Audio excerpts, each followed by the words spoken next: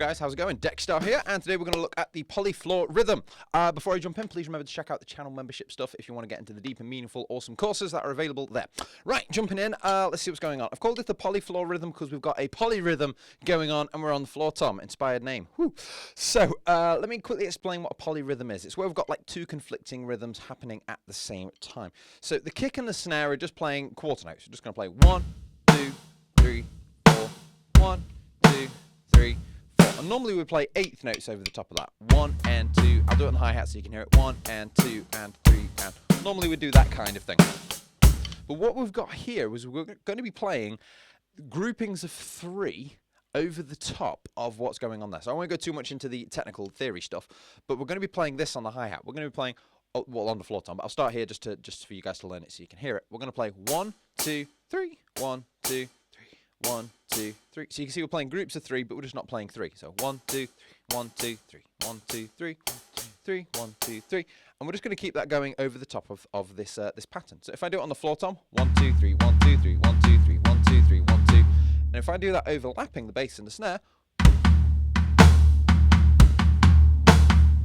so the bass and snare are still in the same place, but then that over the top. 1, 2, 3, 1, 2, 3, 1, 2, 3, 1, 2, 3, 1, 2, 3, and then over the top. So on the hi-hat, you can see you get this cool kind of overlapping polyrhythm, which we're looking into here. But what I've also done is I've resolved it. So for learning this phrase to start with, again, you can just look at the notation. You can see the bass drum on the bottom gap, the snare drum on the kind of second gap from the top, and the floor tom, you can see there's a lot of floor toms in that third gap down. And even if you can't read the rhythms, again, it's just there to help you line up the basses and the snares. You can see bass and right hand together, followed by another floor tom, and then it's floor tom and snare together. So 1 E, and then 2 right hands on its own, and then a bass drum on its own.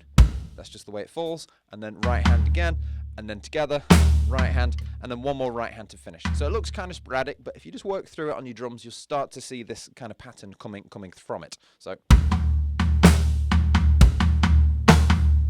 But then we've got one right hand to finish, and then we're going to repeat the phrase. So we're not going to keep that group of 3 going forever because it doesn't fit into the 16. I'm not going to get into the mathematics of it. So you've got that 1 at the end, and then when you start again, you've got the group of 2 right hands again. So you've actually, when you overlap it, you've got a group of 3 there. Oh, 1.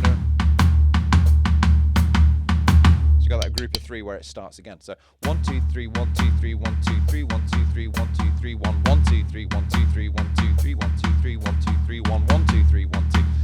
So a little bit of an overlap there. I'm going through this pretty quickly. This is pretty advanced stuff. But again, if you guys aren't understanding it, again, just stick with the notation. And just take it one beat at a time. You'll be able to pull this together. So just spend some time with it. But it's cool. And then that little overlap. And then when you pull it all together, you have that full phrase.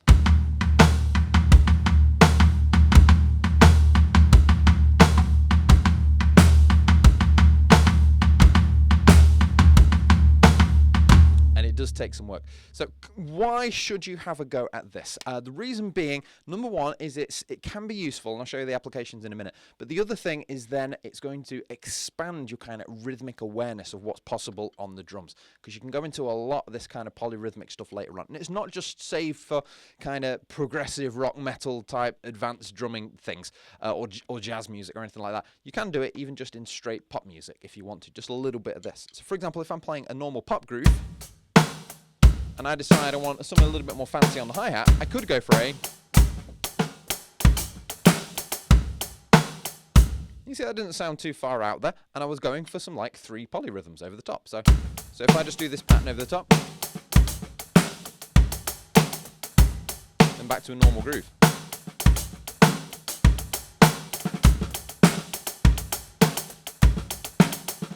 You can see that can just sound pretty cool. So it doesn't have to be all kind of crazy heavy metal stuff. And again, on the floor tom here, you might go for a normal straight 8th note tom groove. Then a little bit of this to make it exciting.